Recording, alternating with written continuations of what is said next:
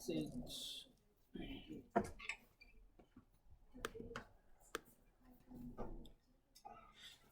Suro asuro vapyatava naro naraha sarvatmana yassukrita janam uttamam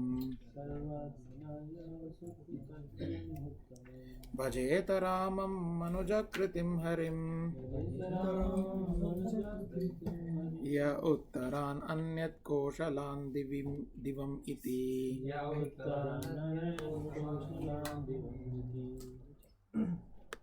Translation: therefore, whether one is a demigod or a demon, a man or a creature other than man, such as everyone should worship Lord Ramachandra, the Supreme Personality of Godhead, who appears on this earth just like a human being. There is no need of great austerities or penances to worship the Lord, for he accepts even a small service offered by his devotee. Thus he is satisfied, and as soon as he is satisfied, the devotee is successful. Indeed, Lord Sri Ramachandra brought all the devotees of Ayodhya back home, back to Godhead, Vaikuntha. So, a few things here. First, Hanuman says everyone should worship Lord Ramachandra. Yeah, of course, from his sentiment and his bhava, he's saying worship Lord Ramachandra.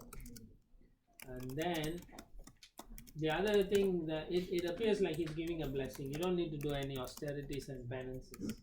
Simply just worship him. But then we have read earlier on, Srila Prabhupada always in his purports indicates that we should be doing some austerities, some penances, not to live an opulent life, like that. But here he says you don't need all of that. Because why? Because Lord Ramachandra accepts even a small service offered by his devotee. His magnanimity. So Prabhupada says in the purport, he is so kind and merciful to his devotees that he is very easily satisfied by little service rendered by anyone, human or not. And Prabhupada compares Lord Ramachandra to Lord Chaitanya Mahaprabhu. He says Mahaprabhu is also like that. But we know Mahaprabhu is Mahadanyaya, even more merciful actually. Why? Yeah, he is giving Krishna Prema just like that. Just like that means we have to do something. Not, he makes it easy to get Krishna Prema. There's least resistance if you follow Mahaprabhu's method to achieve that goal actually. Now after that, Srila Prabhupada says all the incarnations of the Supreme Personality of Godhead, but especially Lord Ramachandra, Lord Krishna and later Lord Sri Chaitanya Mahaprabhu, delivered many of the living entities present before them. Indeed, almost all of them actually. So similarly, when Lord Chaitanya Mahaprabhu, remember Vasudeva Datta, he asked the Lord for a blessing, and he said, "What do you want?" He says, "I want everyone. I want to take all their reactions so they can go back to God." The Lord just simply smiled and say, "Yeah, whatever you ask, I will do. You don't have to take their reactions. If you want me to deliver them, I do." So it is said, and Krishnadas Kaviraj explains that all the living entity at that time in the whole planet left, went back to Godhead because of that. And then he said, as soon as they left, a new set of living entities came and took birth. All the new set of rascals like us. Just 500 years ago. 500 years ago. Just missed the boat. We didn't, or you can say you missed the boat, but at the same time you can understand Mahaprabhu wanted to glorify people like Prabhupada, Bhaktisiddhanta, Bhaktivinoda. So we are still in that glorious family. You can say like that. Now then, Prabhupada continues. Sri Chaitanya Mahaprabhu is therefore represented in the six-armed form of Sadbhuja Murti. You don't see this Murti often. Some devotees I've seen carrying that. And if you want to see it here, my God Brother Krishna Kirtan has it. It was given to him. He was originally worshipped by my Guru Maharaj, so he gave it to him. So you can go and see it. Oh yeah. Oh, that is from Maharaj. Yeah. To encourage him, he gave him the deity. So the best purpose of human life can be fulfilled by worshipping the Sadbhuja Murti, the form of the Lord with 6 arms, 2 arms of Ramachandra, 2 arms of Krishna, and 2 arms of Sri Chaitanya Mahaprabhu. So basically, worshipping Chaitanya Mahaprabhu, you're worshipping Ramachandra and Lord Krishna. Yeah. And the best way to worship Chaitanya Mahaprabhu is do what Srila Prabhupada is asking. Yeah, because Srila Prabhupada is special and he gives us the back door to spiritual world. He said that. I think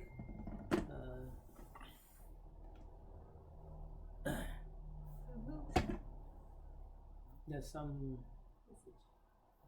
Anyway, somebody texted. So. Right, yeah, so Srila Prabhupada, when his disciples were very despondent or morose about chanting a lot of rounds and not sure whether they can do it, so Prabhupada, after telling them they have to chant, he walked away, then he came back and told them that, I have a back door to Krishna. And see, if you hold on to my dhoti, I will take you back. so we just follow what Prabhupada asked, not too difficult. He just wanted us to follow very strictly 4 regulated principles, chant Hare Krishna nicely, Yare Deka Tarekaha Krishna Upadesh. So he also wanted us to go and preach to people. You don't have to be a big preacher. Anyone you meet, you just encourage them. Try to be nice. If you behave in a fashion that people appreciate your interaction with them, you're already preaching. So in that way, if you speak a little bit of Krishna or even just Srila Prabhupada, you're already connecting them to Krishna. So that is the best way we can please Srila Prabhupada, and in that fashion please Chaitanya Mahaprabhu. Text 9. भारते अपि वर्षे भगवान् नरनारायणाख्य आकल्पन्तम् उपचित धर्मज्ञान वैराग्यैश्वर्योपशमो परमात्मोपलम्भनम् अनुग्रहायात्मवताम् अनुकम्पया तपो अव्यक्तगतिश्चरति. Sukadeva Goswami continued, the glories of the Supreme Personality of Godhead are inconceivable. He has appeared in the form of Nara Narayana in the land of Bharata Varsha, at the place known as Badrikashrama, to favor his devotees by teaching them religion, knowledge, renunciation, spiritual power, sense control, and freedom from false ego. He is advanced in the opulence of spiritual assets, and he engages in executing austerity until the end of this millennium. This is the process of self-realization. Now you're going to see is Narada Muni going to pray. Yeah, Narada Muni is praying. In the purport, I think in the middle of the purport, Prabhupada says, unfortunately the people of this age of Kali do not even know the meaning of austerity. The line previous to that, Prabhupada says one must be very serious about self-realization and the practice of austerity. The previous verse, Hanuman says you don't have to do penance and austerity. So we have to understand correctly what austerities we are supposed to perform, right? Minimum. Yeah, regulated principles, strictly. That is our austerity actually, in this age. One lecture I heard from Kamakisha Maharaj was saying any of the austerities earlier ages they were performing, we cannot do here. No. Only austerity is preaching. So just go about and go preaching. Okay, that's a nice point. Also. That's That is actually also our austerity for us. But Prabhupada also mentions, like if you eating You control your tongue as an austerity in this age, actually. Yeah. Whatever you speak, you only have to try to speak or connect it with Krishna. That's our austerity. And other austerities during special periods like fasting, Ekadasi, and even then we find a lot of practicing devotees find excuses not to do fasting on Ekadasi, or fasting on Janmashtami, or even half day fast they don't want to do. So Ekadasi, are we supposed to eat non-grains or just fast also? Actually, the right way is to fast completely, and then it says for those who cannot, then you take water. Then for those who cannot, then they can take like fruits. Then they cannot, then they can also add milk. Then they cannot, then they can add sabjis. And then if they cannot, then you add those kind of pseudo grains like that. Then it says, if you can do, you do full. If you cannot, then you do half day, like that. And then it also says, it is better to do the full days fasting. If you cannot, then do at least until sunset. If you cannot, then do it up to noon time, like that. So the benefit will be different. Yes. But we always like to say we are in Kali Yuga and then we just eat. Prabhu, then what about Pandava and Nirjala Ekadashi? We say we get benefits of all Ekadashis. No, that is not true. Pandava and Nirjala Ekadashi only was meant for Bhima, not for us. Bhima like. We are Bhima like. Yeah, now everybody says they are like Bhima. Then can you do the Herculean tasks like Bhima?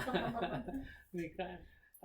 It doesn't apply to us that just because you do Pandava and Nirjala Ekadashi, then all the others are excused. No, it's not. I've never read any places like that. I think somebody started this and then it's become like a tradition now.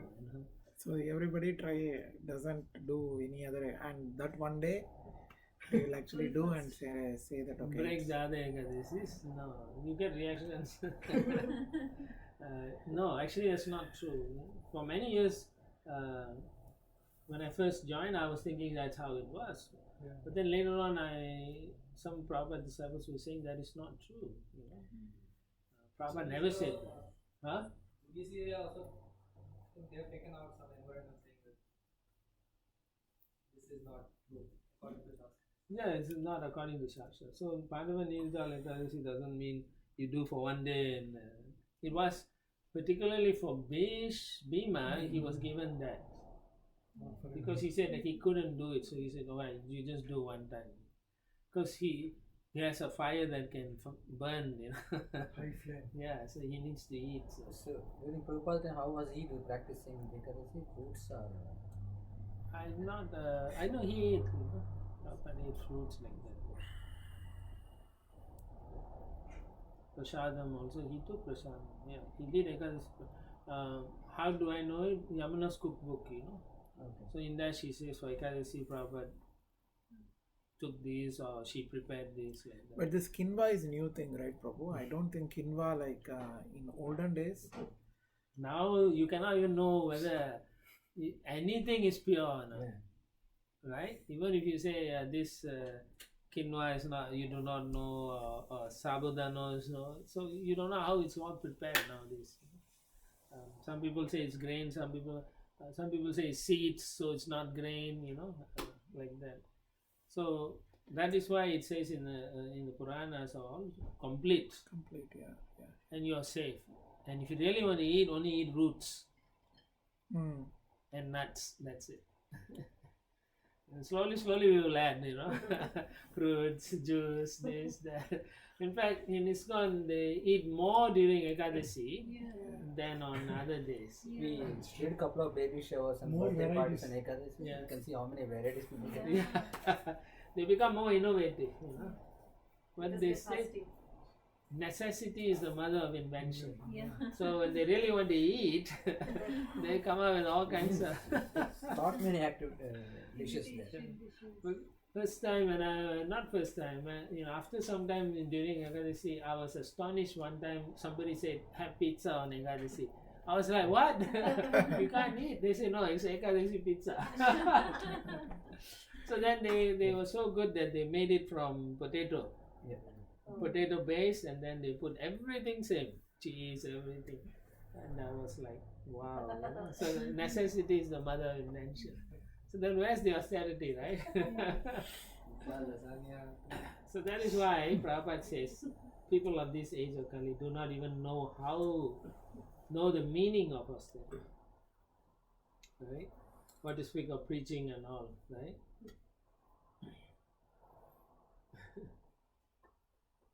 So we should try to preach as far as we can and eat less. Cut it out, Prabhupada always quotes the 6 Goswamis, and he himself was an example where he hardly ate much and then he hardly slept. So I think one disciple was complaining one time about doing so much, didn't have time to sleep. So then he laughed and told him, "Oh, you're becoming like a Goswami now." Then he said, our job is to cut out all this thing, eating, mating, sleeping, like that, and defending, ultimately, and just do service for Krishna. Text 10. तं भगवान् नारदो वर्णाश्रमावातिभिर् भरताभिर्भिः प्रजाभिर्भगवत् प्रोक्ताभ्यां सांख्ययोगाभ्यां भगवद् अनुभवोपवर्णनं सावर्णेर् उपदेक्ष्यमानः परमभक्तिभावेनोपाशरति इदं चाभिगृह्णाति. In his own book known as Narada Pancharatra, Bhagavan Narada has very vividly described how to work to achieve the ultimate goal of life, devotion, through knowledge and through execution of the mystic yoga system. He has also described the glories of the Lord, the Supreme Personality of Godhead. The great sage Narada instructed the tenets of this transcendental literature to Savarni Manu in order to teach those inhabitants of Bharatavarsha to strictly follow the principles of Varnashram Dharma, how to achieve the devotional service of the Lord. Thus, Narada Muni, along with the other inhabitants of Bharatavarsha, always engages in the service of Nara Narayana, and he chants as follows. It seems that people in Bharatavarsha strictly follow Varnashram Dharma, and therefore they always achieve devotion to the Lord. So Prabhupada writes, after he quotes that Kari Kara Para Upakara Janmasa, right? The real success or fulfillment of the mission of human life can be achieved in India, Bharatavarsha, because in Bharatavarsha the purpose of life and the method for achieving success are evident. So it's there. So he's asking us to take advantage of that opportunity. Okay. And then you can cross over the difficulties of the gunas acting on us. If you don't have the structured varnashram thing, then the gunas play havoc on us, and then you won't be able to focus on the goal of life, which is what you can see nowadays in society, right? The gunas are acting and it's like free for all, But once you have a structured system like the varnashram system, everybody understands the purpose in life, therefore they all cooperate. So, Prabhupada, when he says Varnashram Dharma, he is actually meaning Devi Varnashram Dharma. Yeah. The context here is Devi Varnashram Dharma. Otherwise you won't know what to do. If he meant something else, then it doesn't make sense.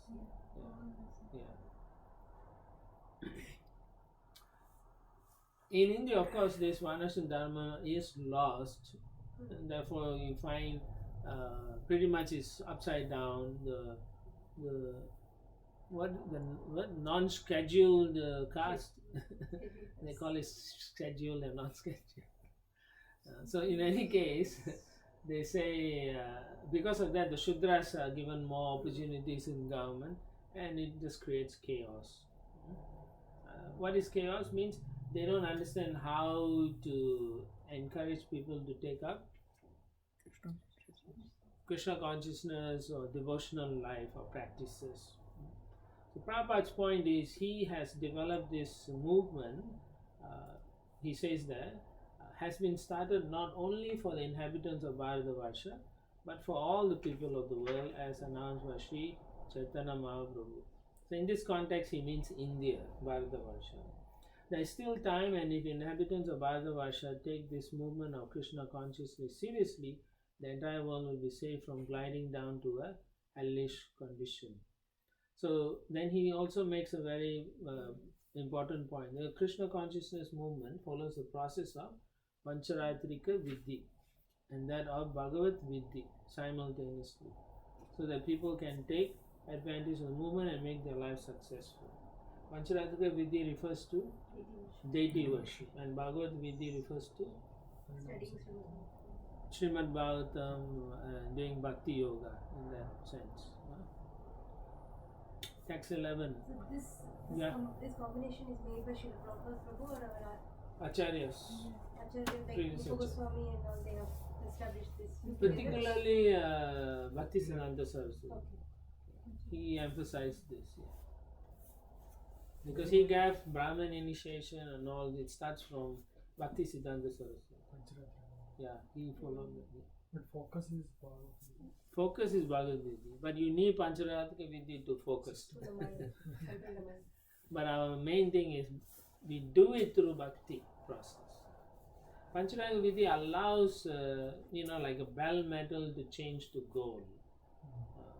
Narad Muni says, Unqualified people. unqualified people like us to take it up in the process, how to worship God and everything. Otherwise, it's not possible. Otherwise, people won't even recognize us. Yeah. If we just do a Bhagavad Marg, then people won't respond to us. And there is no temple. Yeah, no temple, we can't do deity worship and all. Therefore, it's through Pancharatrika Vidhi. We need that as a principle. Supporting. Yeah. Is that the reason behind temple worship, or it's also for other higher reasons of serving the Lord? That is one thing. The other reason is to do one of the 9 process is Archana. Yeah. And also for us to focus and understand. I remember previously we read Archamurti. The person he is Krishna, so we can have a relationship. So therefore it is required. Pancharatrika Vidhi allows us to get through all these blocks. If you go through like Vedic scriptures, we are not qualified because you can't chant Om and all those things. So only through Pancharatrika Vidhi we become qualified, so-called qualified, to chant those mantras as well. Yeah. Okay. 11. Om Namo Bhagavate Upashama Shilayo Paratatmaya Namo Akinchana Vittaya Rishi Rishabhaya Naranarayanaya Paramahamsa Paramagurave Atma Ramadipataye Namo Nama Iti. Let me offer my respectful obeisances unto Naranarayana, the best of all saintly persons, the Supreme Personality of Godhead. He is the most self-controlled and self-realized. He is free from false prestige, and he is the asset of persons of no material possessions. He is the spiritual master of all Paramahansas, who are the most exalted human beings, and he is the master of the self-realized. Let me offer my repeated obeisances at his lotus feet. 12. Gayati Chedam Kartasya Sargadishu Yona Bhadyate Nahanyate Dehagato Apidahikaihi Drashturna Dragyasya Gunair Vidushyate Tasmai Namo Asakta Vivekta Sakshine.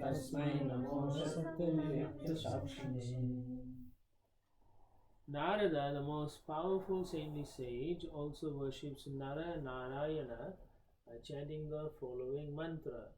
The Supreme Personality of Godhead is the master of the creation, maintenance, and annihilation of this visible cosmic manifestation. Yet, he is completely free from false prestige. Although to the foolish he appears to have accepted a material body like us, he is unaffected by bodily tribulations like hunger, thirst, and fatigue. Although he is the witness who sees everything, his senses are unpolluted by the objects he sees. Let me offer my respectful obeisances unto that unattached pure witness of the world, the Supreme Soul, the Personality of Godhead. It's a nice prayer, no? His senses are unpolluted by the objects he sees. We all get polluted, like Ajamil, he saw something, he got polluted. For what?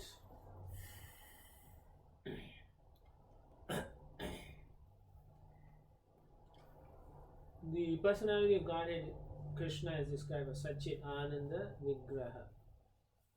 Srila Prabhupada has quoted like that in so many times, right? And again, the question is, why does he always do that?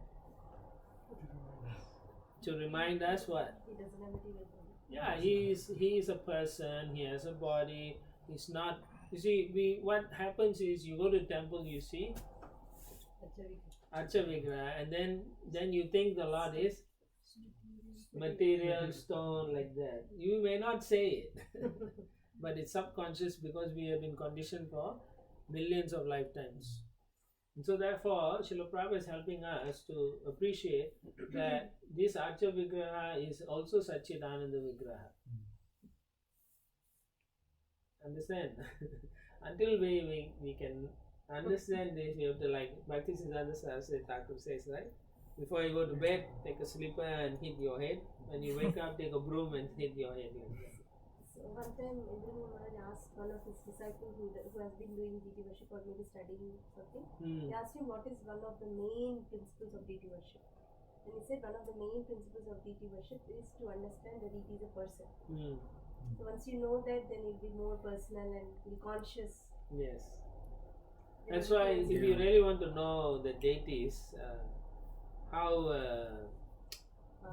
real they are, you become the head pujari. And you serve, and you'll find that from morning till evening they will be asking you for something. That means pujaris won't show up, so you have to run. Cooks don't come, you have to cook, and then up to night time you put them to rest, just like a baby. They'll be demanding. So then you realize this person needs so much care and attention. That's one way to realize quickly. Exclusive. They expect exclusive surrender, actually. If you do deity worship, that's what it is. And you have to be very careful see that them the always pins anxious, actually no? don't The Touch. pujas are touch always them. anxious. And Yeah. because if you see them as just Toys. like idle, you can even if the imitate pin them. actually Yes, yes. pricks, we don't really. You will find that, I don't know about here, but if you prick them accidentally, then you'll get some reaction also. Sometimes you'll get pins stuck in your hands also, like if you hurt them, they'll hurt you back.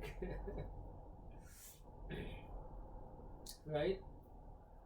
So here, nicely they said that Krishna is not attached to anything, he has a Satchidananda form, he doesn't need any kind of needs in life, all these are explained in this particular verse.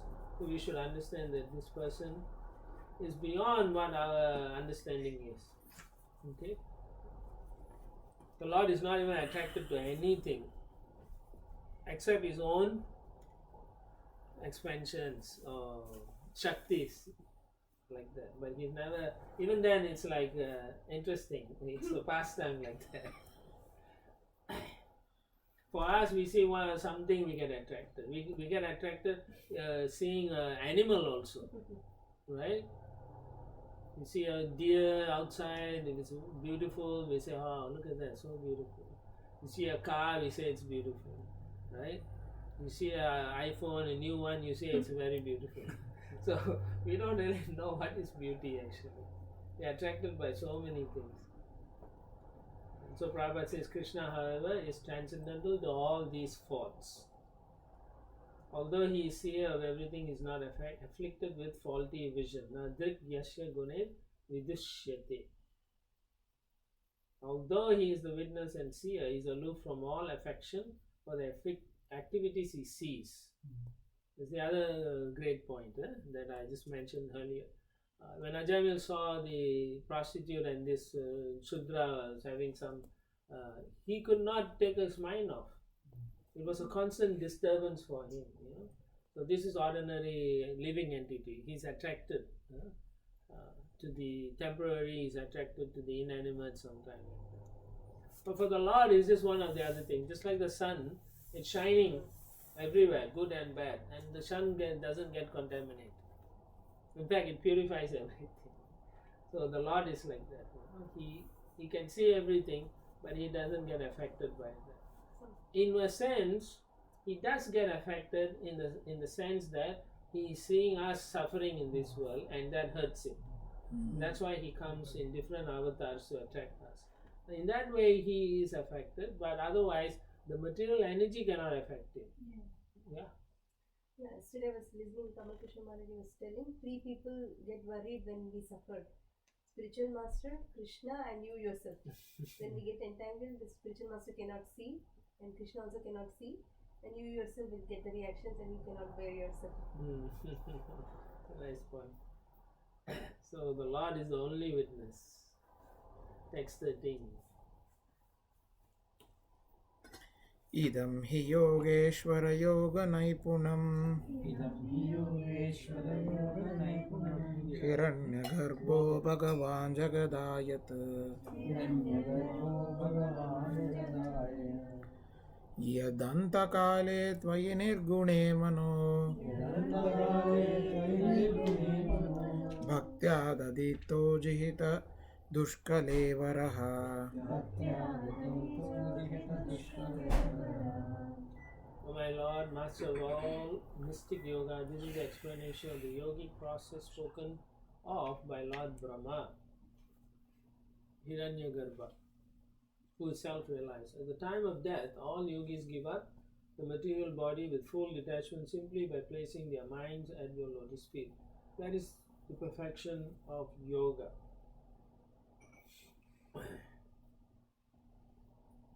We will continue, text 14. Yataihi kamushmika kamalampataha suteshu dareshu dhaneshu chintayan sanketa vidvan kukuleva ratyanad yastasya yatnashrama eva hi eva kevalam.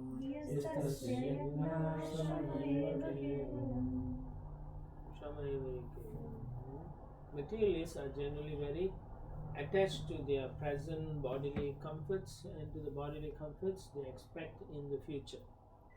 Therefore, they are always absorbed in thoughts of their wives, children, and wealth, and are afraid of giving up their bodies, which are full of stool and urine. If a person engaged in Krishna consciousness, however, is also afraid of giving up his body, what is the use of his having labored to study the Shastras? It was simply a waste of time. Few things, we have to think carefully though, right? What are we going to think at the time of death? Are we going to think, oh, I'm going to die? This is my main subject. Yeah, instead of thinking of Krishna, what are we going to think? So it's so important to think like this. So many material attachment we have. Even in devotional service we have attachment. Something that is not connected to Krishna still we have, right? So you have to think of yourself, why am I still attached to these things?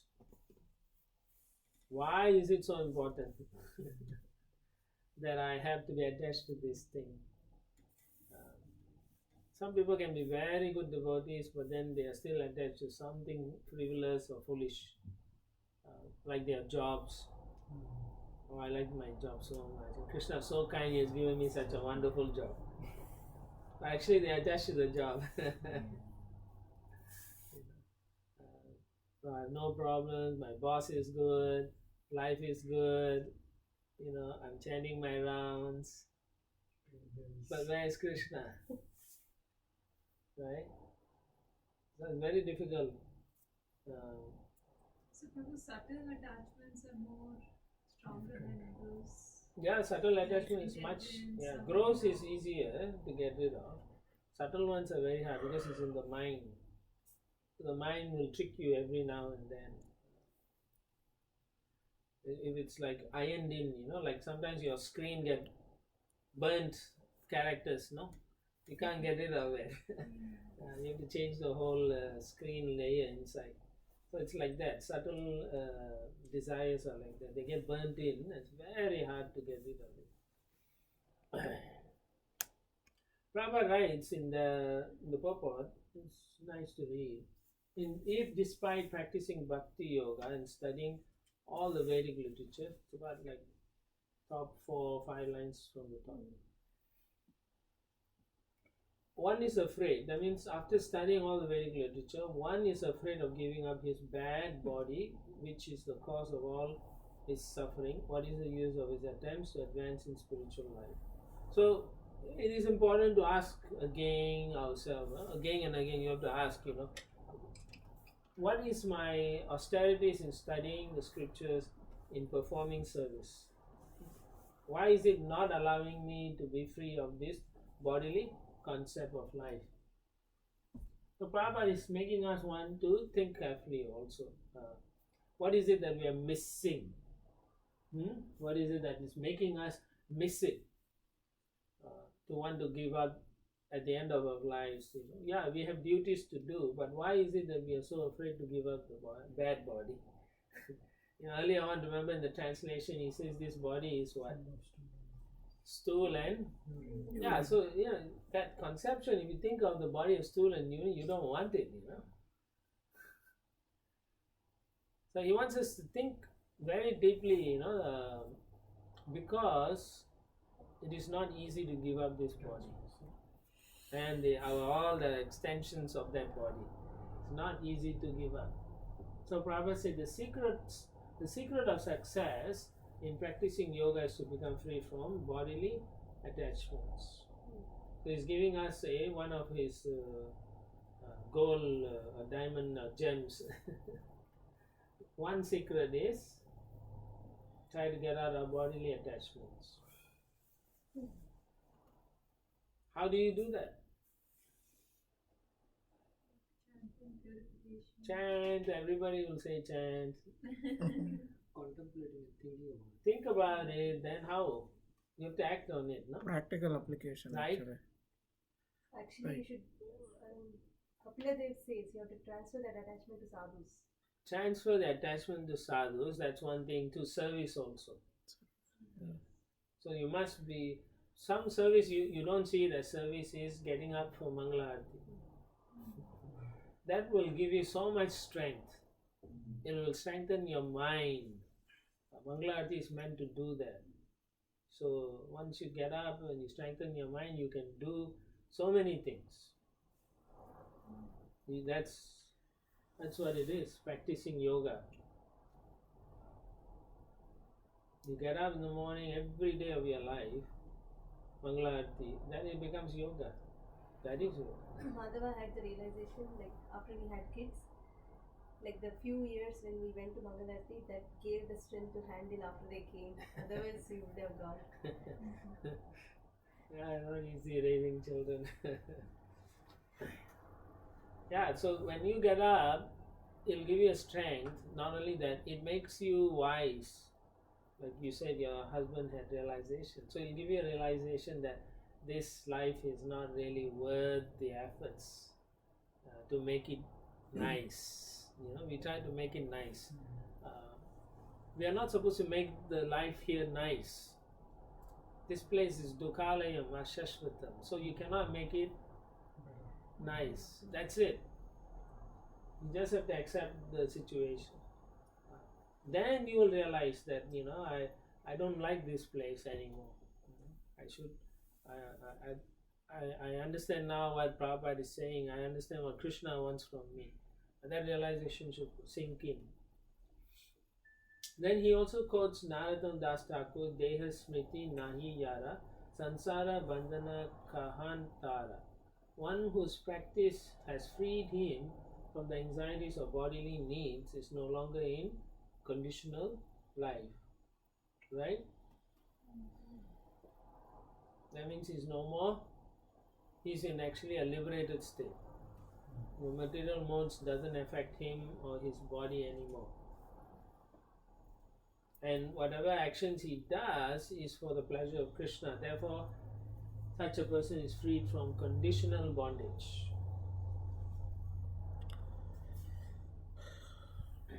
So when we do Krishna conscious activity, you do it for Krishna's pleasure. Prabhupada says without material attachment. What does it mean without material attachment? Like what? You're doing any activities, fame also is included in that. Material attachment. I did it. I know you didn't do anything. Krishna is doing through the material energy. You're just desiring an instrument. You have to think like that.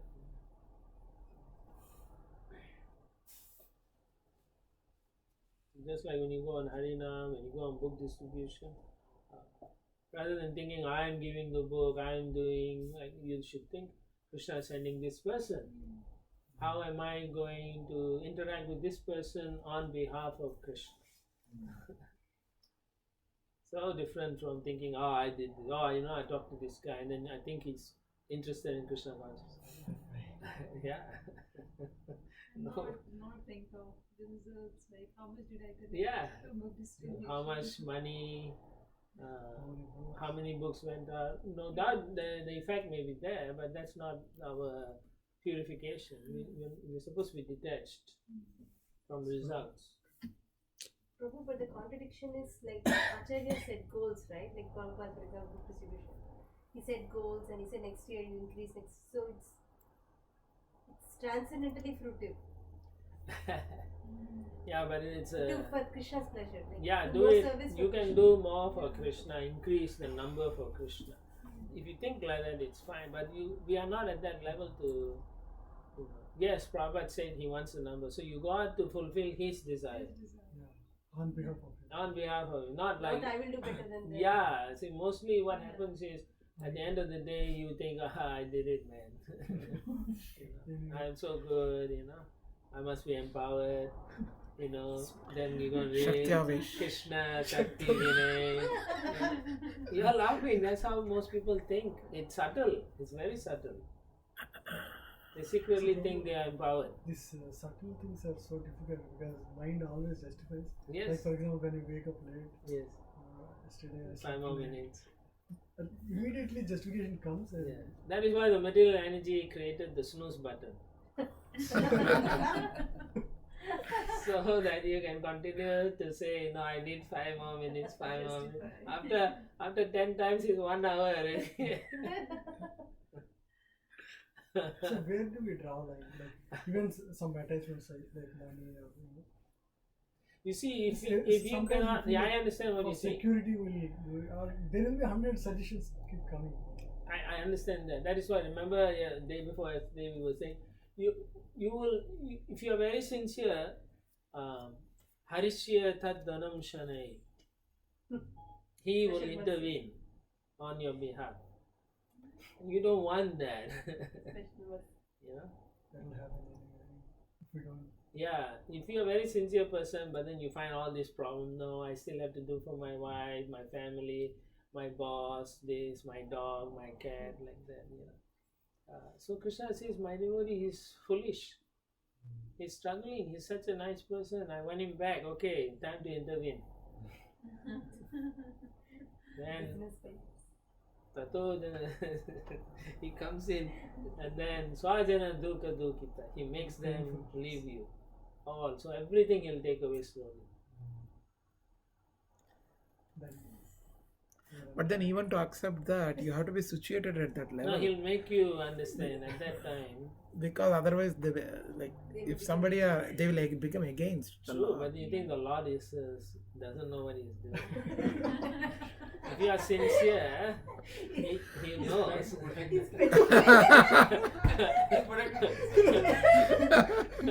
He's saying, I'm not ready. Just hold on. Krishna, if you do, I will go.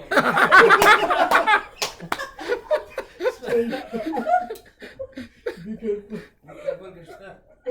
You know, at the end of the day, Krishna wins, you know. Whether you say, oh, I'll leave them, Krishna consciousness, if he takes away things, he still wins. You will come back to him. I've seen devotees who leave and want to go and enjoy material life. They come back and say, I cannot forget Krishna. Every time I do something, they want to break principles also, they see Krishna. They remember Krishna more actually. Yeah, they were remembering Krishna more. Guilty. So I know one God brother tried for 5-6 years. Now he's back and he's doing service. He said, cannot run away. So Krishna takes special care. You say when we make all these statements that family, these, we're actually not wanting to surrender. That is the reality. Because you can surrender like that. In a moment. Right? It's a mental. Sometimes we feel like that. It's a state of mind. Yeah. Yeah, somebody Sometimes- asked you, Prabhupada, how long does it take to become fully Krishna conscious? So was it in a moment, right? In a moment, yeah. It's a state of consciousness, right?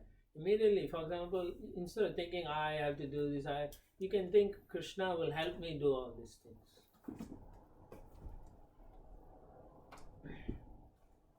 Right? You can think like that. Krishna will help me. But then everything we cannot live on Krishna also, right? No, the endeavor must be there. Remember we discussed that? When to tie Krishna down, Yashoda had to endeavor. She didn't sit down and say, I want him tied, And she had to go and work for it. So so Krishna will see what are the positive endeavors we are attempting to fix ourselves first. If you don't even attempt, but then you always say it's so hard, then you suffer the material energy. That's the difficult. That's our difficulty. Text 15. Tanna prabhotvam kukalevararpitam Tanna prabhotvam kukalevararpitam Tvanmayayaham mamatamadhokshaja Tanmayayam mamatamrashaja Vindyamayena shuvayam sudurbidam Vindyamayena shuvayam Videhi yogam tvayina swabhavamiti. Therefore, Lord, O Transcendence, kindly help us by giving us the power to execute Bhakti Yoga so that we can control our restless minds and fix them upon you. So you see, Narada also is praying like that. Okay? So when we complain, but we don't pray properly, then the Lord may not reciprocate also. We are all infected by an illusory energy, therefore we are very attached to the body, which is full of stool and urine. And to anything related with the body, except for devotional service, there's no way to give up this attachment. Therefore, kindly bestow upon us this benediction. So, in the beginning he says it, and then he gives the solution to get out also. So the whole point here is, how do you give up the attachment? You ask the question, the answer is here. For devotion. Pray for devotional service. Which is why we are chanting, no? The whole process of chanting is, I want to serve. How much do you want to serve? Or the right question should be, how little do you want to serve? Then accordingly, then you can say that is how much Krishna is going to reciprocate. Yeah,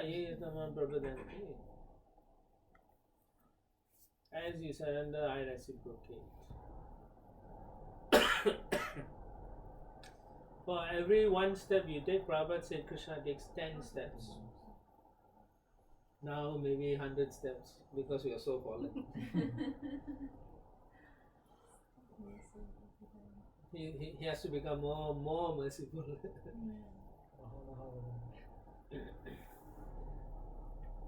So even to do bhakti and do it properly, you have to pray and say, Lord, I'm going to cook for you.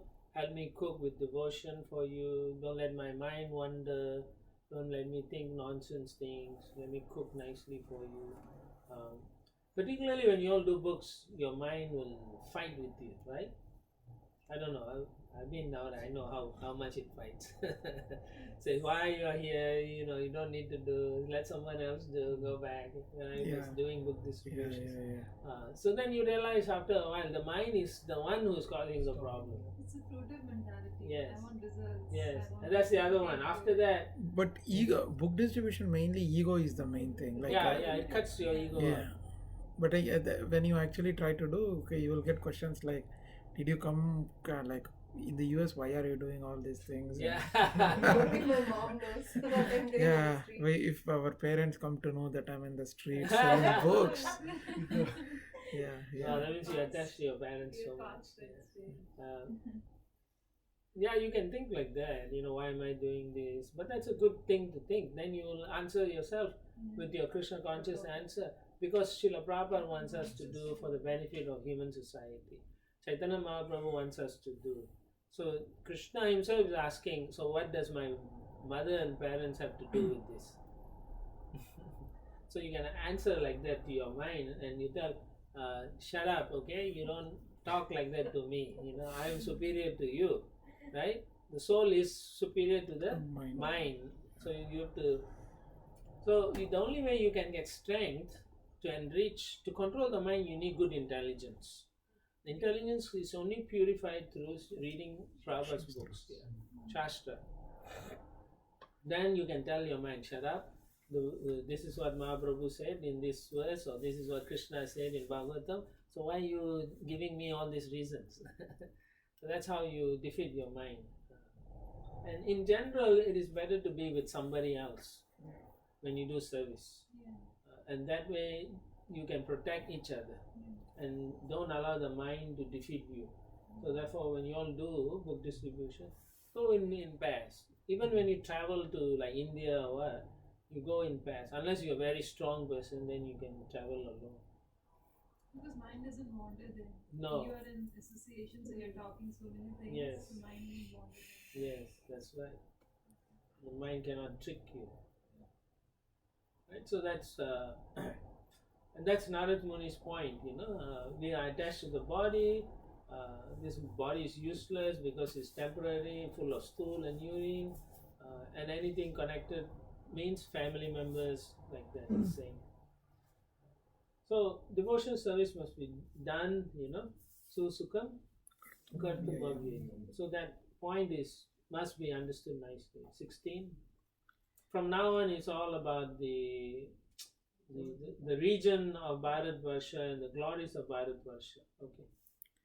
भारते अप्यस्मिन् वर्षे सरिच्चलैः शान्तिबहवो मलयो मङ्गलप्रष्टो मैनाकास्त्रिकूट ऋषभः कूटकः कोल्लकः सह्यो देवगिरिर्ऋष्यमुखाः श्रीशैलो वेङ्कटो महेन्द्रो वारिधारो विन्द्याः शुक्तिमान् ऋक्षगिरिः परियात्रो द्रोणश्चित्रकूटो गोवर्धनो रैवताकः ककुभो नीलो गोकमुख इन्द्रकिलः कामगिरिर् इति चान्ये च सहस्रशः शैलस्तेषां नितम्बप्रभवनादनाद्याश्च शान्त्यसङ्ख्याताः.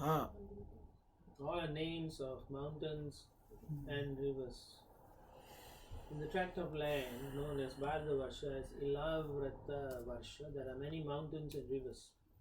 Some of the mountains are known as Malaya, Mangala Prashta, Mainaka, Trikutta, Rishabha, Kuttaka, Kollaka, Saya, Devagiri, Rishyamukha, Sri Shaila, Venkada, Mahendra, Varidhara, Vindhya, Shuktiman, Rikshagiri, Pariyatra, Drona, Chitrakuta, Govardhana, Raivataka, Kakuba, Neela, Gokamukha, Indrakila, Kamagiri. Besides these, there are many other hills with many large and small rivers flowing from their slopes.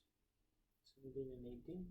एतासाम् अपो भारत्याः प्रजा नामभिरेव पुनान्तीनाम् आत्मना चोपस्पृशान्ति चन्द्रवास ताम्रपर्णी अवतोद कृतमाला वैहायसी कावेरी वेणी Payaswini सर्करावर्ता Tungabhadra कृष्णवेण्या Bhimarathi Godavari निर्विन्द्या पयोष्णीतापिरेवा Surasa Narmada चर्मन्वती सिन्धूर अंधः सोनश्च नदौ Mahanadi वेदस्मृतिर् Rushikulya त्रिसाम Kaushiki Mandakini Yamuna Saraswati Drishadvati Gomti Saryu रोदस्वती Saptavati सुषोमा शतद्रुष् चांद्रभागा मरुद्वदा Vitasta अक्षिणी विश्वेति महानद्याः. Big rivers. Two of the rivers, the Brahmaputra and the Shona, are called Nadas or main rivers. These are other great rivers that are very prominent. Chandravasa, Tamraparni, Avatoda, Kritamala, Vaihayasi, Kaveri, Veini, Vaishvini, Sarkaravarta, Tungabhadra, Krishnavinya, Bhimarati, Godavari, Nirvindya, Payosni, Tapi, Reva, Surasha, Narmada, Charmanvati, Mahanadi, Vedasmriti, Rishikulya, Trishama, Kaushiki, Mandakini, Yamuna, Saraswati, Drushadvati, Gomati, Sarayu, Rodaswati, Saptavati, Susoma, Shatadru, Chandrabhaga, Marudvriddha, Vitasta, Asikni, and Vishwa. The inhabitants of Bharatavarsha are purified because they always remember these rivers. Sometimes they chant the names of these rivers as mantras, and sometimes they go directly to the rivers to touch them and bathe in them. Thus the inhabitants of Bharatavarsha become purified. Yeah, so Prabhupada says bathing in them or remembering them is auspicious because they are all transcendental. Text 19. अस्मिन् एव वर्षे पुरुषैर्लब्धजन्मभिः शुक्ललोहितकृष्णवर्णेन स्वाराब्धेन कर्मणा दिव्यमानुष नारकगतयो बह्व्य आत्मन अनुपूर्व्येन सर्वेषां विधीयन्ते यथावर्णविधानम् अपवर्गश्चापि भवति. Apavarga means always transcendental or path of liberation. Translation: the people who take birth in this tract of land are divided according to the qualities of material nature, the modes of goodness, sattva guna, passion, rajoguna, and ignorance, tamo guna. Some of them are born as exalted personalities, some are ordinary human beings, and some are extremely abominable. For Bharata Varsha, one takes birth exactly according to one's past karma. If one's position is ascertained by a bona fide spiritual master and one is properly trained to engage in the service of Lord Vishnu, according to the four social divisions, Brahmana, Kshatriya, Vaishya and Shudra, and the four spiritual divisions, Brahmachari, Grahastha, Vanaprastha, and Sannyasa, one's life becomes perfect. So according to your karma, you will take birth. Is that true everywhere? Everywhere it's true like that. Yeah, I'm asking. Yeah, it is true everywhere. Then why only in Bharatvarsha one takes birth exactly? That's a question. It's not just India. Bharatvarsha Yeah. includes all. Anybody born in Bharatvarsha is decided by past karma. Bharatvarsha includes all Yeah. America also. Yeah, Yeah. it includes the whole planet. Yeah, not just only India. It's for everybody in the world. But other Varshas also have gunas, right? In karma. Well, I think those other places are more heavenly. Yeah, Only goodness. yeah, and above like that. Not that I think that's how it's described.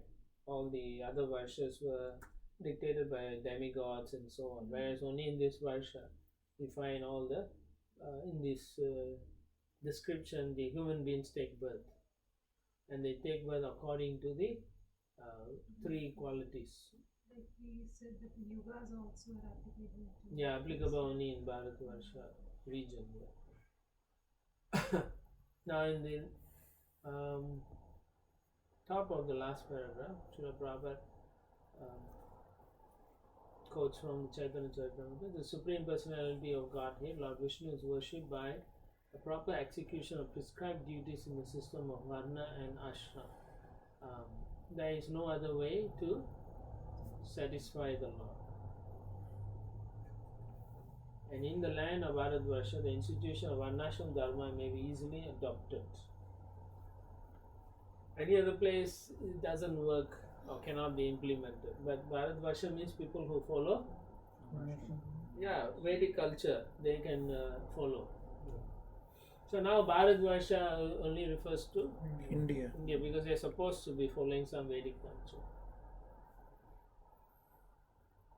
Right? So Prabhupada says at the present the Varnashram Dharma is being abused because of some demonic sections in Bharatvarsha. And towards the end, Prabhupada says once again he's trying to make us understand about the aims of our movement. The Krishna consciousness movement, however, has been propagated all over the world to re-establish the Varnashram Dharma system and thus save human society from gliding down to hellish life. The system is there. It just has to be made proper. Yeah, this established properly because everyone follow their nature somewhat. It's only when they are confused then they start doing things out of their scope. Maybe their nature is not to be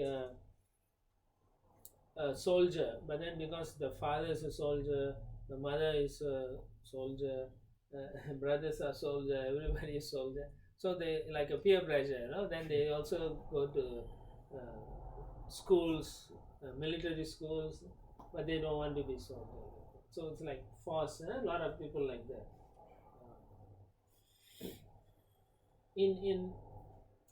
In your interaction with most people, you'll find they do have a certain quality. You can see.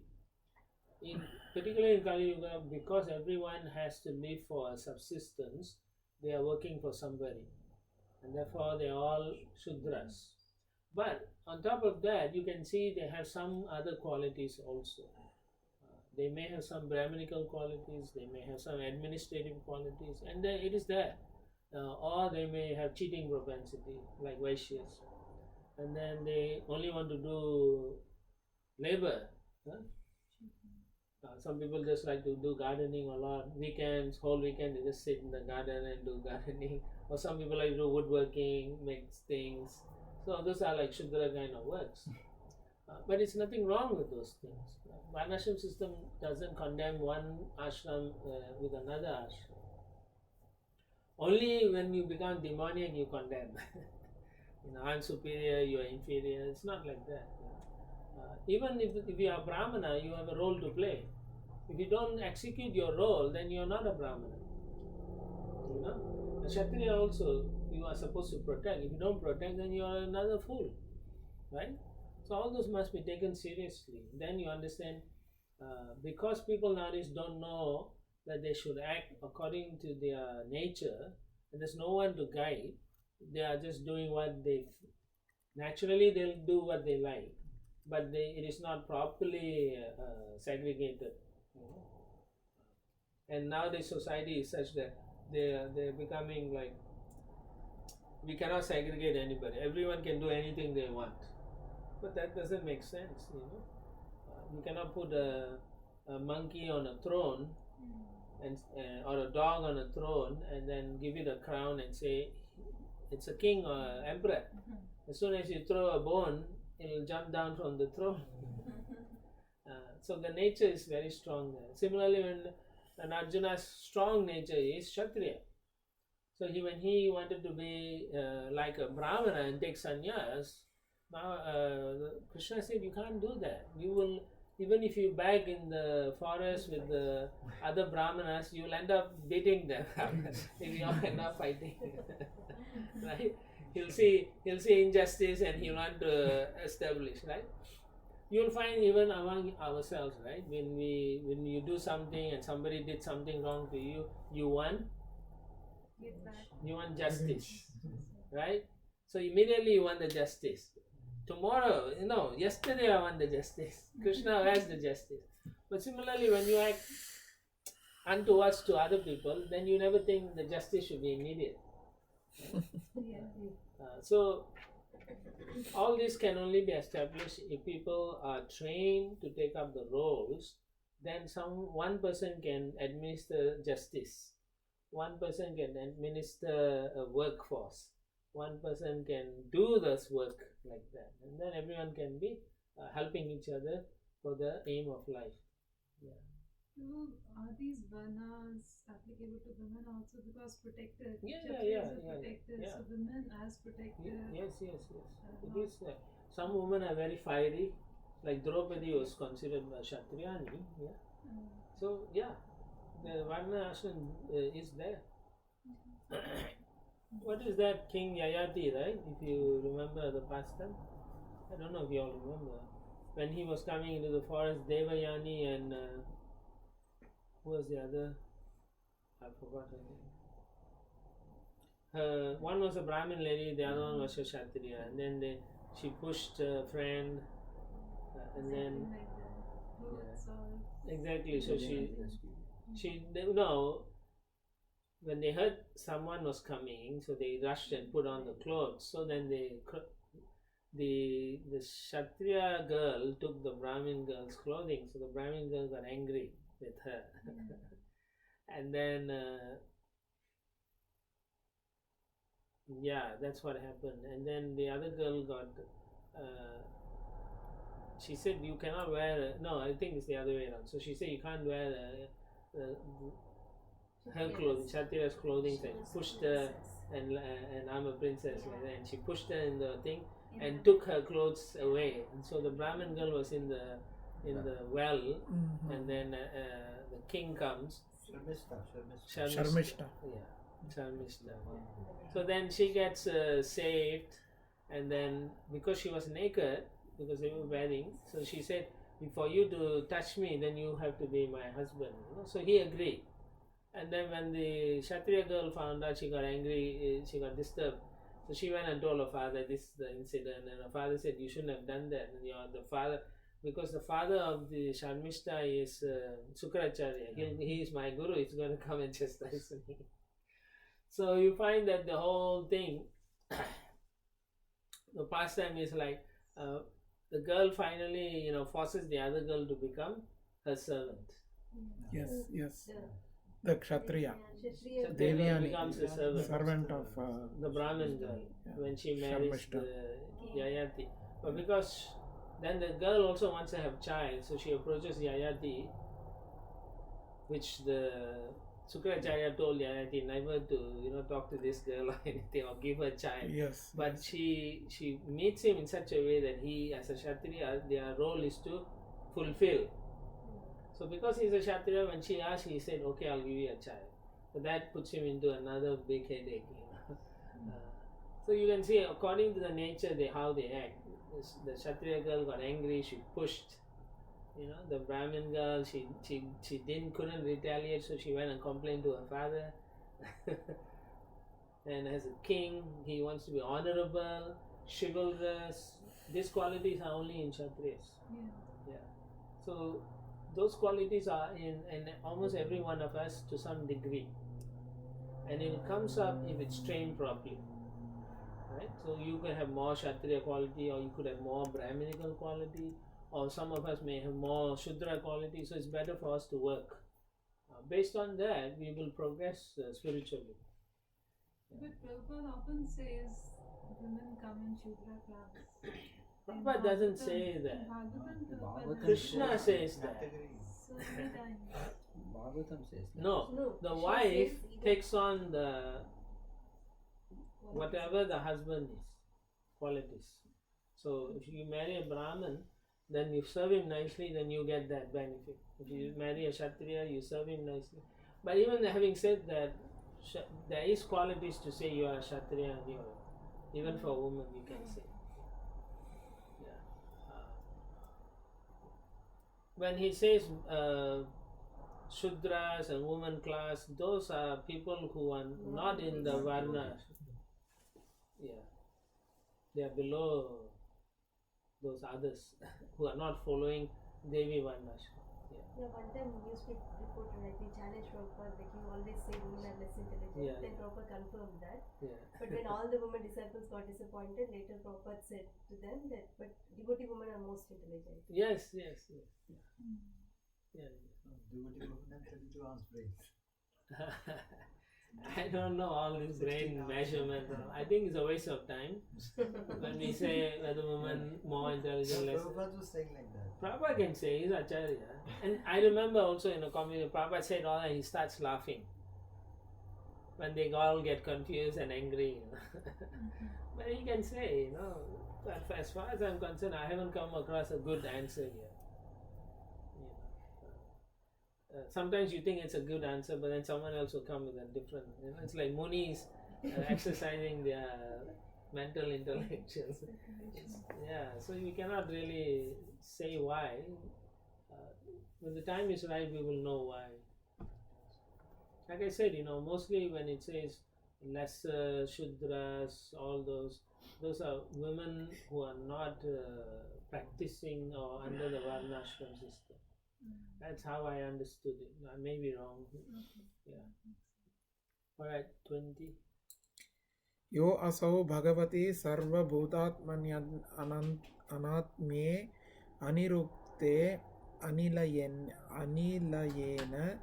परमात्मनि वासुदेवे अनन्यनिमित्तभक्ति योगलक्षणो नानागतिनिमित्ताविद्य ग्रन्थि रन्धन द्वारेण यदा हि महापुरुषपुरुषा प्रसंगः.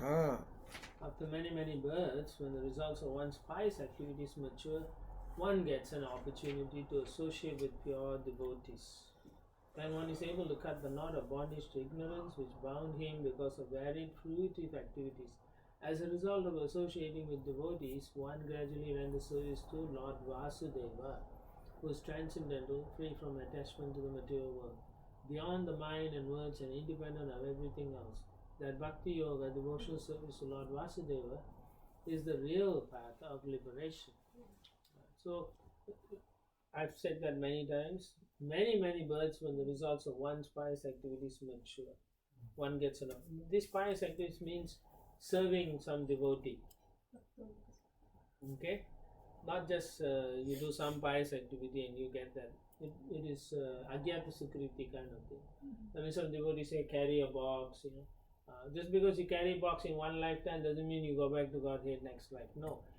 It allows you over many lifetimes, small service to Vaishnavas and so on. That accumulates to allow you to develop faith in Krishna. So then one fine lifetime you see a devotee and then you are attracted to them. That is what it means by gets an opportunity to associate with pure devotees. And it increases, takes many lifetimes. So we are all after many lifetimes. Mercy of devotees, huh? We are all mercy. We cannot claim anything that we did it our way, no? Then one is able to cut the knot of bondage to ignorance. Means we understand what is goal of life. Ignorance means we are trying to pursue material existence. Okay? I have to do this, I have to do that, I need this, I need a 15-room apartment or house, I have to build a palace so that me and my wife can walk in the house for one whole day, from one end to another end. We have to see sunrise in this corner of the house, sunset on the other corner. All kinds of things. Yeah, people like that. So sometimes you don't know, do we really have time for all that? Our life is already so short.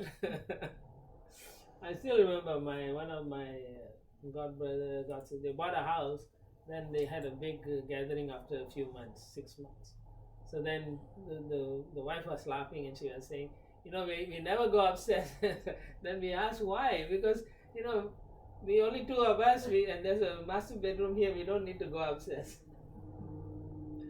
That's how it was. In reality, she was laughing because she realized that, she said, but when guests come, we let them stay. Otherwise, it's just wasted.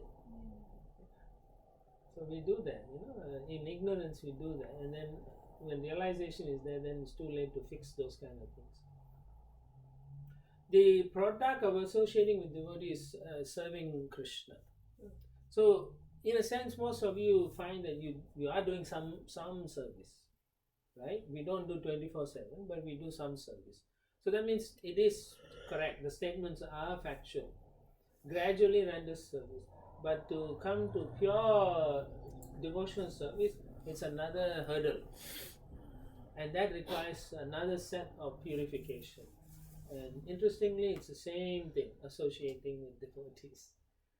In our case, we have to read Prabhupada's books more and go out and preach to get the impetus to give up the last remnants of attachment, to become fully surrendered.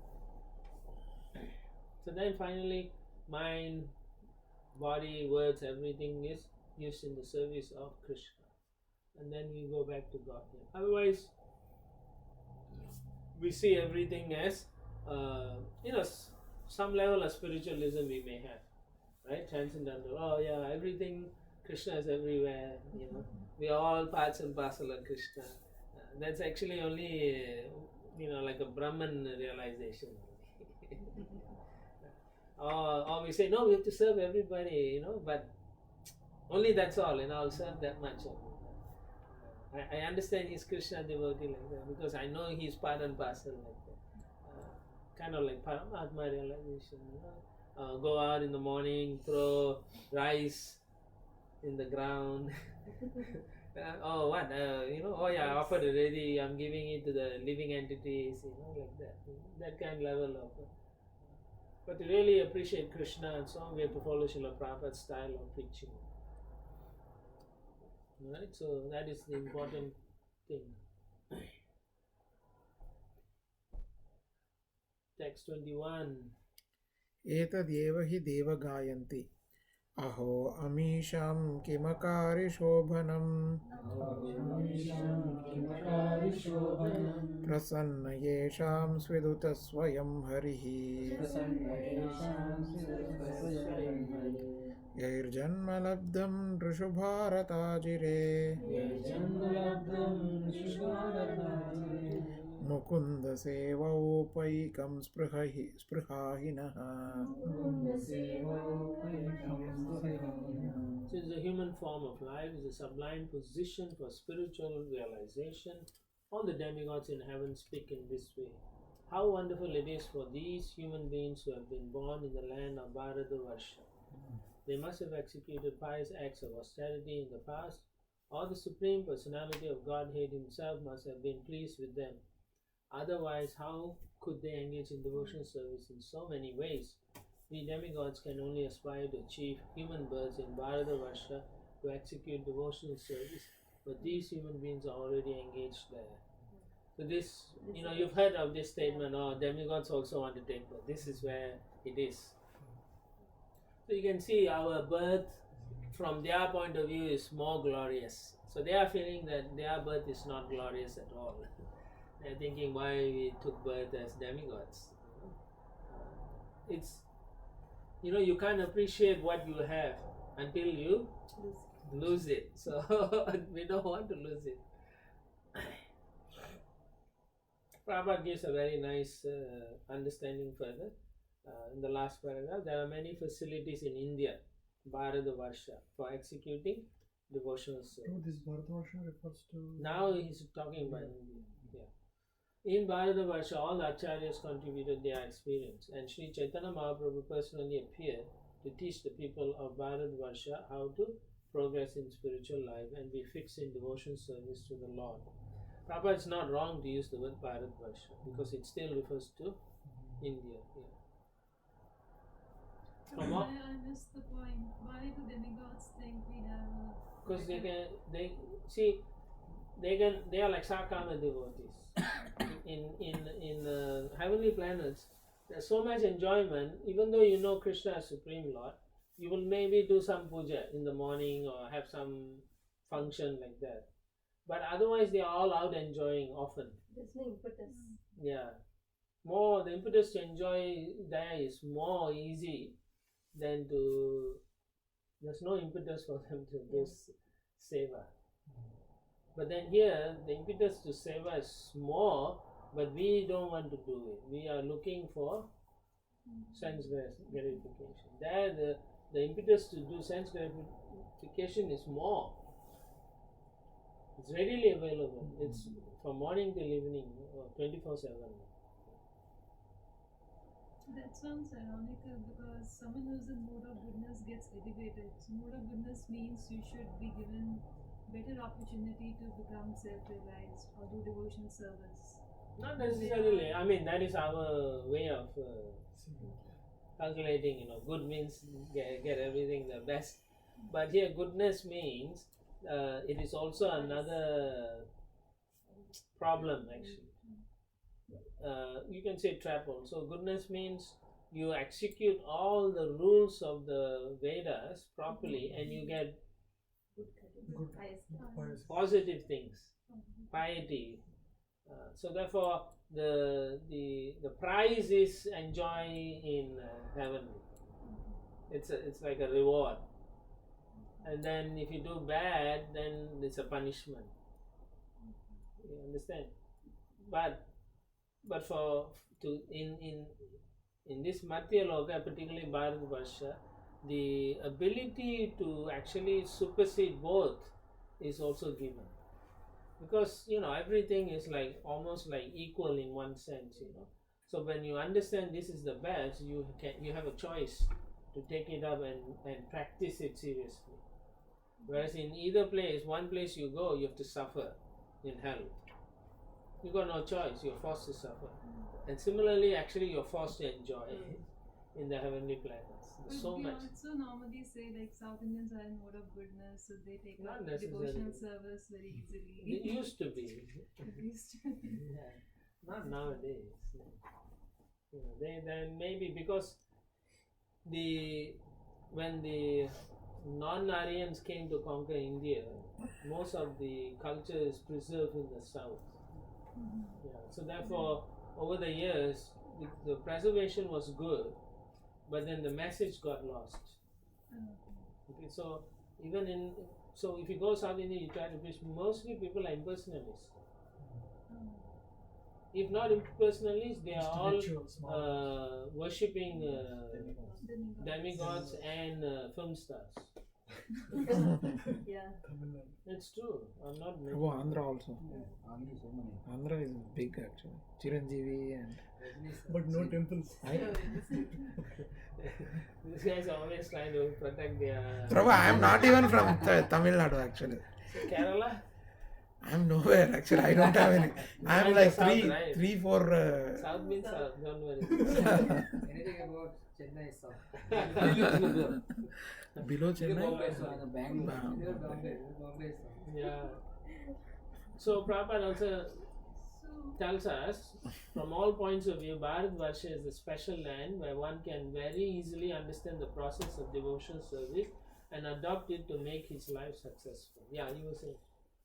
so what is the qualification of a person who comes to devotional service? If it is not goodness per se, It's not goodness at all. at all. It is bhakti. Bhakti gives bhakti. You know, bhakti provides bhakti. So how did you become a bhakta? Previous lives, many lives, you may have encountered Yes. devotees and done some form of service. You know, so you may have been a young man or young girl or whatever. Someone may say, carry this to the Krishna temple. So you carried that, and then you went back and did your nonsense or whatever. Okay, but to get that opportunity also I should have some credit, right? That's- Some that's guna possible. Not necessarily. It is agyata, you know. Agyata Sukriti. Yeah. So, for example, it could be three ways. One is agyata sukriti. Someone devotee will come and give you. The other one is the mercy directly of a devotee or of the Supreme Lord. Oh, okay. Right. So the Lord, you do not know. It's up to Him. You know. You know, it's up to Him. He decides, this person I want to release them, or maybe he and Radharani were betting who will go back to God, and then say pick this one like that, and they get. I'll give that person mercy. It is possible. I'm just saying, you know. The pious activities will be for millions of lifetimes, still we cannot get. No, you won't get Krishna prema simply by. You won't come to Krishna consciousness just on pious activities. Pious activities enables you to appreciate devotional service, but a devotee must connect you. You must be connected through either a devotee or the Supreme Lord's mercy. So also we have to utilize our marriage independence to. After that, if you are in mode of goodness, it's easy for you to understand devotional service. Yeah, but someone has to give you that devotional And then service. people, somebody will take it, somebody will not take it. Yes, that's right. Oh, we've encountered so many, right? Come from good Brahminical family and yet they cannot take it. They rather go and do it. So continuing further, so I understand the point how we come, but then this verse is there at Yesham Kvantagatam Papam Jananam Nitam.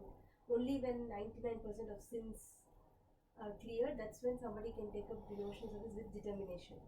So that piety or goodness is required for them to sustain the devotional service, right? No, I think again you're saying pious activity. No. No, that sins, right? Krishna says you have to be eradicated of sins. Desham du antagata papam. Yeah, you shouldn't be committing sins. But we start with also that is for fixed determined devotion service. No, not like that. You see, like, so for example, we go out and preach, right? Some of them are very sinful, right? And then you bring them in, and that's your mercy to them. And then you give them prasadam. You so much we are investing at that time, and then they give up their bad habits. So as soon as they stop committing sinful activities, they can take up pure devotional service at that point. But if they fall again, then it's not up to our control. Yeah, it's not like they have to completely finish. Then no, what it means is for them to sustain and continue progressing, they should not commit any more sinful activities. Then after many births, one who's actually wise will know Krishna. That is also true. That is through the jnana path though. Oh, Bhavanam janmanam that's ante. different. Yeah, that's different slightly. Yeah. Different path. So this is about stopping the sinful act. Yeah, you stop sinful activities, then you could be in the mode of goodness, not necessarily take up Krishna consciousness. Yeah. Yeah, but for one who is exposed to Krishna consciousness, he should not be committing sinful activities to attain pure devotional service. Okay, so for example, two people come, both of them, one may be in mode of goodness, other person is conditioned by passion and ignorance. But if that person is more sincere and decides to stop sinful activities, Yes. he gets equal opportunity, or better, more better. No, he will take up, na? Okay. The other person may be May so not be so happy that may not happy, take it up. satisfied with his position, may Okay. not take up the process. The key ingredient in both cases should be the devotee. or whoever is there, giving them that. At that moment, if I pray, oh Lord, let this person take up the process, the Lord may change the heart of that person. See, it's not in our hands anyway. We can bring the horse to the water, but you can't make it drink. In this relation, I have one friend at office. So I have my friend at office. He's a South Indian Brahmin. Yeah. He does all the rituals at home nicely, but he has no faith at all. In God. Yeah, in God. There you go. So that is a good example of mode of goodness. He speaks so softly. Everyone is really Brahman, but he has no faith. Whenever I tell about anything, he doesn't take. Yeah. This is all very difficult. I'm already going through all this. He does that because his father wants him. He does that all. Yeah. But he's just going through the motion. Yeah. Yeah, that's all. So you no point, devotion. right? That we need only bhakti can give bhakti. Yes. That makes sense. Maybe if you bring him temple, his bhakti can grow. Give him prasadam. Yeah, he takes that. Hopefully it will have some effect. Text 22. किं दुष्करैर्न क्रतुभिस्तपोव्रतैर् दानादिभिर्वा द्युजयेन फल्गुना न यत्र नारायणपादपङ्कज स्मृतिप्रमुष्टातिशयेन्द्रियोत्सवात्. The demigods continue after performing the very difficult task of executing Vedic ritualistic sacrifices, undergoing austerities, observing vows, and giving charity. They have achieved this position as inhabitants of the heavenly planets. But what is the value of this achievement? Here we are certainly very engaged in material sense gratification, and therefore we can hardly remember the lotus feet of Lord Narayana. Indeed, because of our excessive sense gratification, we have almost forgotten his lotus feet. So basically, Sakama devotees. You find even among your devotee friends, some people will say, right? Oh, I want to come and do, but I have no time. I have to go do this thing. I got to go meet my friends. So it's the same thing. There's no difference. So here, at least, the difference here is the demigods. These demigods seem to be very sincere devotees, actually. So they are lamenting. Oh, we have so much to enjoy, but actually we should be doing devotional service. So here you can see how those who are having the opportunity to do Krishna consciousness are not interested sometimes. So that means they are only interested in the fruitive side of devotion. So karma mishra bhaktas like that. Obviously, if they become sincere in due course of time, they will be helped by Krishna. Otherwise, it doesn't matter. Now, if you approach, according to the demigods, they did rituals and so on. So if you approach a demigod and do all these rituals and so on, sure, you can go back to heavenly planets. But is that our goal? No, we understand that is not the goal. And from this verse also we can understand very nicely that they themselves are not happy in their position. So they are saying no. They rather be in the earthly planets doing devotional service. Okay. Otherwise, if you go to anywhere to do any kind of things, you will be captivated by sense enjoyment. And heavenly planets, the standard of sense enjoyment is Very much high. higher, so it's a danger there. 23. कल्पायुषां स्थानजयात् पुनर्भवात् क्षणायुषां Bharat भुजयोवरम् क्षणेन मर्त्येन कृतं मनस्विनः सन्न्याससंयन्त्यभयं पदं हरेः.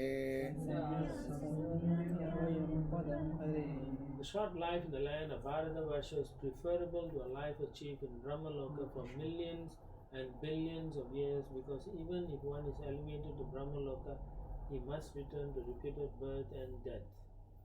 Although life in Bharatavarsha in a lower planetary system is very short, One who lives there can elevate himself to full Krishna consciousness and achieve the highest perfection, even in this short life, by fully surrendering onto the lotus feet of the Lord. Thus one attains Vaikuntha Loka, where there is neither anxiety nor repeated birth in a material body. So, the demigods understand from their position, they are thinking that people here can easily surrender. But the people here are thinking they don't know or they cannot surrender. Right? Like all of us, right? we can practice, we should be surrendering, yet we cannot do it. But the demigods are watching us and saying, you fools, you should be able to surrender. So, Just 100 years, very easy. yeah, exactly. Inspiring. Huh? Very inspiring. Swamis. Yeah. Remember, the whole point is you're supposed to give up everything and go to Krishna and serve. But you cannot. Text 24. Even from Brahmaloka you can still go. From where? Brahmaloka. Yeah, you can, but provided you are a devotee who's serving Brahma, then at the end of the Brahma's life, he goes back to God, you follow with him. Prabhu, one more thing, like when soul falls, first position offered is Brahma, is that? Oh, it is said like that, we read it somewhere. But then when Brahma finishes, he'll go back to Brahma. Not all Brahma. Not all Brahma. When you fall down first time, you're given that opportunity to control and create. Okay. Yeah. And then if you don't take up pure devotion service, then you go down, down, down. Insect. Yeah. Alright. Text 24. न यत्र वैकुण्ठकथा सुधापगा न साधवो भागवतस्तदाश्रयाः न यत्र यज्ञेषु मखामहोत्सवः सुरेशलोको अपि न वै ससेव्यताम्. An intelligent person does not take interest in a place, even in the topmost planetary system, if the pure Ganges of topics concerning the Supreme Lord's activities does not flow there. If there are not devotees engaged in the service on the banks of such a river of piety, or if there are no festivals of Sankirtan Yajna to satisfy the Lord, especially since Sankirtan Yajna is recommended in this age. This is 24, yeah. So the best place in the world is here, no? Because you have the Ganges. And Prabhupada says, Chaitanya Mahaprabhu himself appeared in the land of Bharatavarsha, in the district of Nadia, where Navadvip is situated. Just like Vrindavan, Goloka Vrindavan is also in this place in Uttar Pradesh. Na? Vrindavan is there, you have Dwaraka, you have what other place? Ayodhya, all the places are in this Bharatvarsha, even in this. And within Vrindavan there's a place where all the other places are situated. In Navadvip, all the other places are inside Navadvip. Even all the four Sampradaya gurus are born in India. Right. Yeah, so everything. But these are sampradayas are only from India, right? We don't have any. Outside nobody. Yeah. Outside we only have Deepak Chopra. He's not Indian. He's Indian. Name He's is Indian. ABCD? American born confused. Prabhupada Sampradaya, Yeah. like ISKCON Sampradaya, Yeah. all over the world.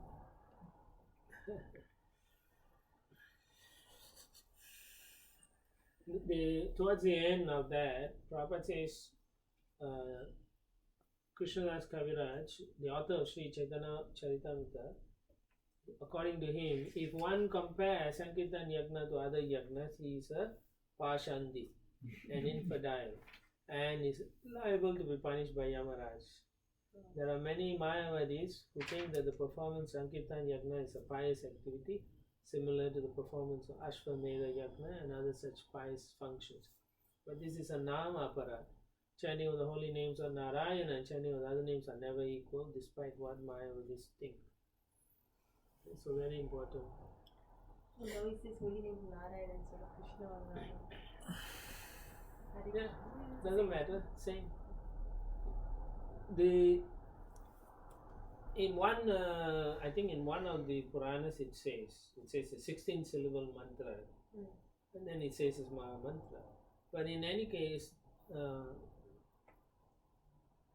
the Brihad Naradiya Purana, it says Harinama Harinama Vekya Kolonasti Vanasti Yadugati. Harinam means holy names of the Lord. So you can say Narayana, you can say Vasudeva, you can chant any of these. But Mahaprabhu brought Hare Krishna Mahamantra in this Sampradaya, and he said it's the Maha Mantra. So therefore we try to give to everybody. But if they're satisfied with simply chanting Om Namo Bhagavate Vasudeva, that's also fine. So this Maha Mantra is there in one of the Puranas or scriptures, Yes. or It is there also. Mahaprabhu gave Hare No, Krishna? it is there in the scripture. Kalisandam. Right. Yeah, Kalisandana. But it was in reverse, right? Yes. And moreover, here they're talking. Prabhupada is talking about Mayavadis. Mayavadis, they say Namo Narayana when they meet. Saying you are Narayana. Yeah, I'm a Narayana, you are Narayana. I'm praying to Narayana. Oh, like that. Here he's talking about the Mayavadis. That's true. No, that's right. That's why. Text 25. प्राप्तान् रजातिं त्वयिह ये च जन्तवो ज्ञानक्रियाद्रव्यकलापसंभृताम् न वै येतरा न पुनर्भवायते भूयो वनौका इव यान्ति बन्धनम् Bharatavarsha offers the proper land and circumstances in which to execute devotional service, which can free one from the results of jnana and karma. If one obtains a human body in the land of Bharatavarsha with clear sensory organs with which to execute the Sankirtan Yagna, but in spite of this opportunity he does not take to devotional service, he is certainly like liberated forest animals and birds that are careless and are therefore again bound by a hunter. Okay, so we have to work hard and preach. Otherwise, we are all like animals caught in a trap. Text 26. यै श्रद्धया बर्हिषि भागसो हवेर् निरुक्तमिष्टं विधिमन्त्रवस्तुतः एकपृतन्नामभिराहुतो मुडा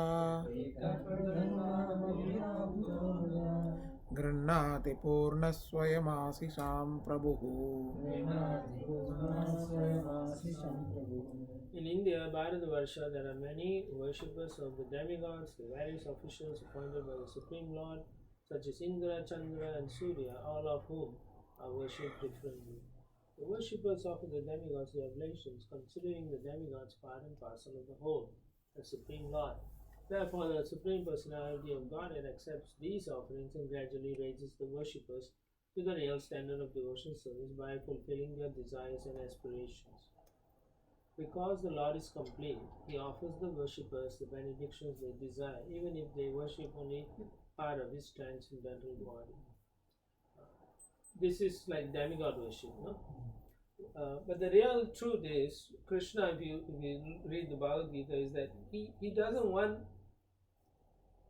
us to worship the demigods. He wants us to worship Him directly. He says that many times. So, basically what we understand is He wants direct devotional service. He doesn't want indirect worship of Him because there's no relationship. And He wants to have a direct relationship with us. That is what we can understand from this particular verse. And even though He benedicts everyone, the main thing that Srila Prabhupada wants us to understand, that he actually wants every one of us to worship him directly. Ekatvena pritatvena. Just worship the Lord directly. Text 27.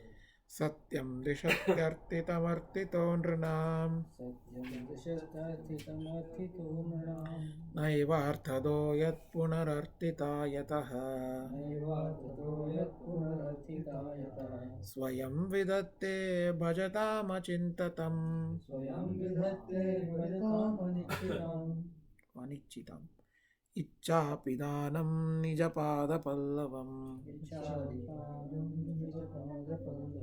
The Supreme Personality of Godhead fulfills the material desires of a devotee who approaches him with such motives.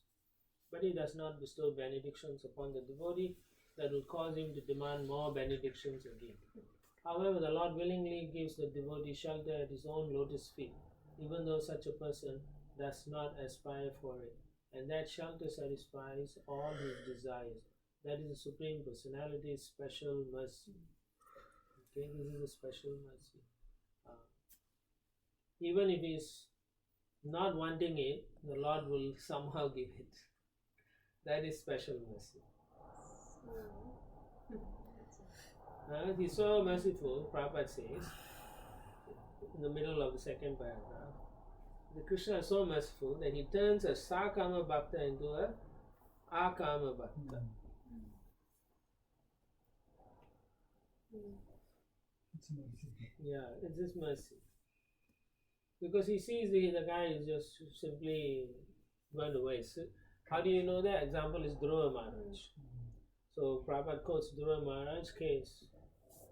Became a Bhakta with the motive of getting a better kingdom. So he became a Sakama. But finally he became an Akama Bhakta and said to the Lord, Swamin, Kritatto Asmi Varam Nayat. He feels very embarrassed. So then Prabhupada gives another example. Sometimes it is found that a small child eats dirty things, but his parents take away the dirty things and offer him a sandesh or some other sweet meal. So if a devotee is so much into material things, the Lord may kind enough, he'll take away that desire. But like I say, when he does it, it may not be palatable. But ultimately it becomes sweet. So in the last paragraph, Srila Prabhupada writes from the Chaitanya Charitamrita, Anyakami. A devotee may desire something other than service to the lotus feet of the Lord. Yadi kare Krishnera bhajana. But if he engages in Lord Krishna's service, na magiteha Krishna tare dena swachara. Krishna gives him shelter at his lotus feet, even though he does not aspire for it. Now the Lord himself says, Ama bhaje, he is engaged in my service. Mage vishaya shuka, but he wants the benefits of material sense gratification. Amrita chadi visha mage. Such a devotee is like a person who asks for poison instead of nectar. E bada murka, that is his foolishness. But I'm experienced. E murke vishaya kena diva. Why should I give such a foolish person the dirty things of material enjoyment? Swacharana mrita. It would be better for me to give him shelter at my lotus feet. Amrita, his feet is like Vishaya bulaiba. I shall cause him to forget all material desires. Kama lagi Krishna bhaje. If one engages in the service of the Lord for sense gratification, via Krishna rase. The result is he ultimately gets a taste for serving the lotus feet of the Lord. Kama chadi dasha haite hoy avilasi. He then gives up all material desire and wants to be eternal. So nice, very nice. That's what, yeah. Hey Murke. The Lord is calling us. That's so nice. Right? Anyone, we shouldn't think only for Indians like that. Anybody. Sometimes people don't understand. People from Bharatvarsha normally take up the process, no? Yeah. These days now all the temples mostly Indians. Yeah. Text 28. यद्यत्र न स्वर्गसुखाववेशितं यद्यत्र न स्वर्गसुखावशेषितं स्विष्टस्य सुक्तस्य कृतस्य शोभनम् दृष्टस्य सुप्तस्य कृतस्य शोभनम् तेनाजनाभे स्मृतिमज्जन्मनः स्यात् तेन जनाभे स्मृतिमज्जन्मनः स्यात् वर्षे हरिर्यद्भजतां शंतनोति वर्षे हरिर्यद्भजतां सन्तनोति. We are now living in the heavenly planets undoubtedly as a result of our having performed ritualistic ceremonies, pious activities and yagnas, and having studied the Vedas. However, our lives here will one day be finished. We pray that at that time, if any merit remains from our pious activities, we may again take birth in Bharatavarsha as human beings, able to remember the lotus feet of the Lord. The Lord is so kind that He personally comes to the land of Bharatavarsha and expands the good fortune of its people. So even the demigods are praying like that. Obviously, like there are demigods who are doing pure devotional service also. So if they associate with them, they may go back to God with them. But they are worried that they may not have that chance, so they fall down. What will happen, So they all want to take birth. So who comes to, like I was saying earlier on, so there's so many people coming from Bharatvarsha to the temple. So we cannot say that, this temple is becoming like this, or that temple is becoming Indianized and so on. So we have to be very careful, because they could be all coming after finishing their They just finished. finish their demigod life or whatever. So Prabhupada writes, in Bharatvarsha one is naturally Krishna conscious, and if one further cultivates his Krishna consciousness by the grace of Krishna, he certainly expands his good fortune by becoming perfect in Krishna consciousness and very easily going back home, back to Godhead.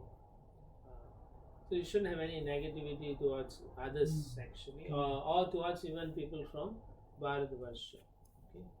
Then towards the end of the first paragraph, Prabhupada writes, even the demigods from the heavenly planets want to come to Bharatvarsha and achieve bodies that may be very easily used to cultivate Krishna consciousness. So it's important, but don't think you are a demigod and like that.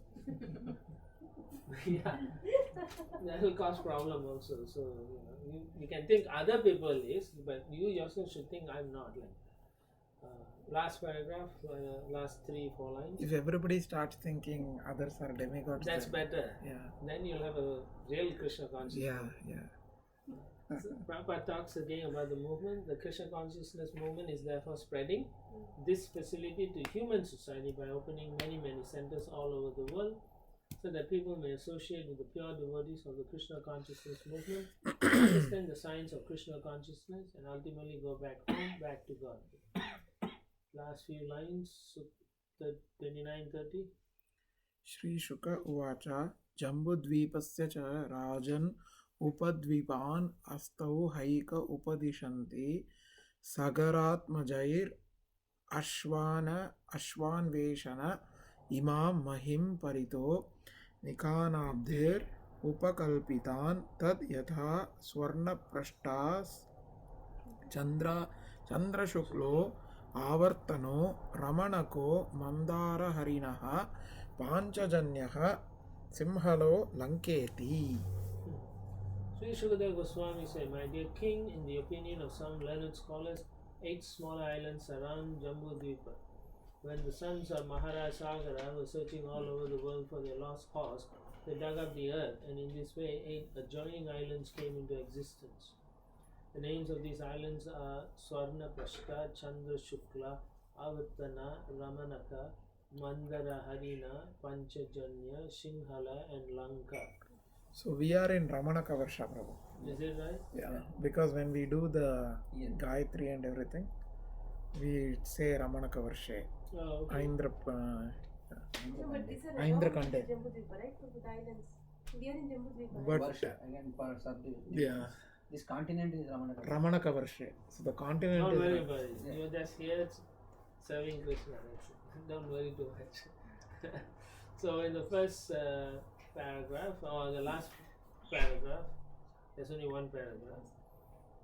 middle of the second portion. This indicates that even the demigods are unfit to reside in Bharatavarsha. Therefore, if persons already born in Bharatavarsha live like cats and dogs, not taking full advantage of their birth in this land, they are certainly unfortunate. Right? So, what is their disqualification? They are living like cats and dogs. That's the disqualification. Text 31. एवं तव भारतोत्तम जम्बुद्वीप वर्ष विभागो यतोपदेशम् उपवर्णित इति. My dear King Parikshit, O best of the descendants of Bharata Maharaj, I have thus described to you as I myself have been instructed, the island of Bharatavarsha and its adjoining islands. These are the islands that constitute Jambu Dvipa. As in the Bhaktivedanta purpose of the 5th canto, 19th chapter of the Srimad Bhagavatam, entitled A Description of the Island of Jambu Dvipa. Okay, tomorrow is going to be technical. But it's okay. Huh? Srila Prabhupada ki jai. Krishna is kind. He spoke Bhagavad Gita. Krishna Bhagavad Gita, all these things is condensed. Yes. That's true. That is That is a fact.